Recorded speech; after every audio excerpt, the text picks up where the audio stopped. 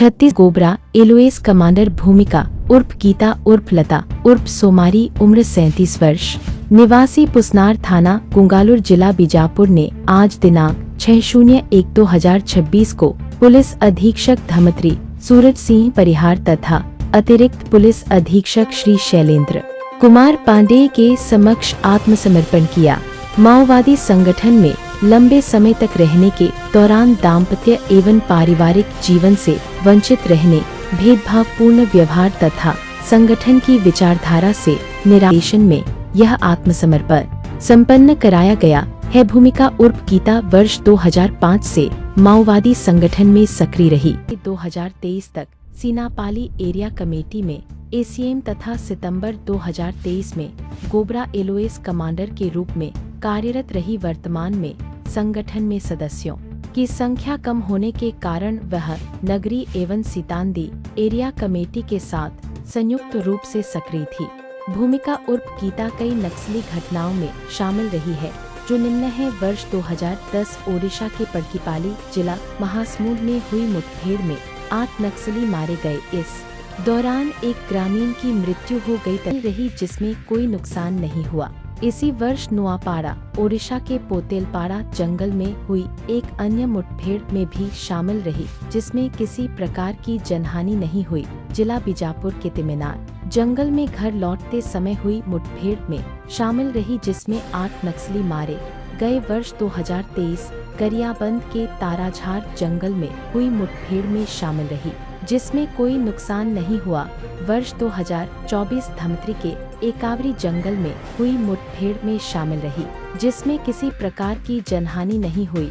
वर्ष 2025 धमत्री के मादागिरी जंगल में हुई मुठभेड़ में शामिल रही, जिसमें कोई नुकसान रुपये प्रोत्साहन राशि प्रदान की गई है। लगातार सिविक एक्शन किए जा रहे थे और इसके अलावा ऑपरेशन भी डीआरजी बारंबार निकल रही थी, जिसके फलस्वरूप एक दबाव और प्रोत्साहन का एक मिश्रित वातावरण तैयार हुआ, जिसके क्रम में आज ये 5 लाख की इनामी नक्सली भूमिका उर्फ गीता उर्फ लता उर्फ सोमारी इन्होंने आत्मसमर्पण किया है पुलिस के समक्ष।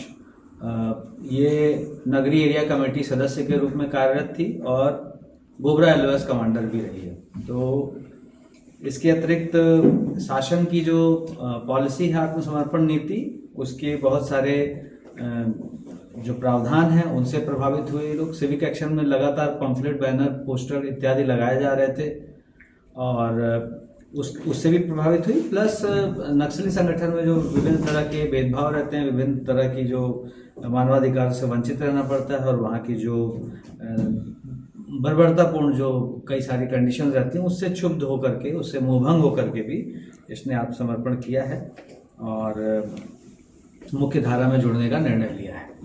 तो भूमिका जो है ये पहले कई सारे घटनाओं में भी शामिल रही है। ये 2005 में जो है ये माओवादी संगठन में शामिल हुई। 5 से 10 तक ये प्लाटून 1 में रही है। ये बीजापुर की निवासिनी है और 2010 में ये उड़ीसा राज्य कमेटी में स्थानांतरित होकर विभिन्न कमेटियों में सक्रिय रही है। 2011 से 2019 तक ये सीसीएम संग्राम की गार्ड भी रही है। 2019 से 23 तक सीनापाल एरिया कमेटी में एसीएम रही है और 2023 में गोबरा एलोएस कमांडर के रूप में इसने ज्वाइन किया था। वर्तमान में आपको पता ही है कि भारी दबाव और भारी कार्रवाइयों के फलस्वरूप जो है नगरी और सीता नदी एरिया कमेटी वगैरह मिलकर के एक छोटा गुट के रूप में चल रहे थे, तो उसमें ये भी शामिल थी। इसके आने के बाद अब वहाँ पे 4 हथियारधारी नक्सली और बचे हुए हैं। ये जो कुछ घटनाओं में शामिल रही उनका विवरण यहाँ देना प्रासंगिक रहेगा। 2010 में उड़ीसा के पड़कीपाली जिला महासमुंद के पास है ये में हुई मुठभेड़ में 8 नक्सली मारे गए। इस दौरान एक ग्रामीण की मृत्यु हो गई, एक नक्सली लापता हो गया, उसमें ये शामिल थी। 2014 मैनपुर के मोतीपानी जंगल में हुई मुठभेड़ में शामिल रही, जिसमें कोई जानहानि नहीं हुई। 16 में नोआपाड़ा में कमलावाड़ी जंगल में मुठभेड़ में शामिल रही। 18 में बीजापुर के तिमनार में जंगल में घर वालों से मिलते जाते समय इस दुर्घटना में मुठभेड़ में शामिल रहे। इसमें 8 नक्सली मारे गए थे, ये बच गई थी। 2023 में गरियाबंद के ताराझार जंगल में हुई मुठभेड़ में शामिल रही। 24 में धमतरी के एकावरी में हुई मुठभेड़ शामिल रही। 25 में धमतरी के मांदागिरी जंगल में मुठभेड़ शामिल रही। 11/10/2025 को गरियाबंद के सेमरा जंगल में मुठभेड़ शामिल रही। इस पे विभिन्न तरह के अपराध यहाँ पे विभिन्न धाराओं में दर्ज हैं और शासन की तरफ से 5 लाख का इनाम घोषित है और इसको जो है आत्मसमर्पण के पश्चात मुख्य धारा में लाने की पुरजोर कोशिश रहेगी। इसको आज यहाँ आपके समक्ष इसलिए पेश किया गया।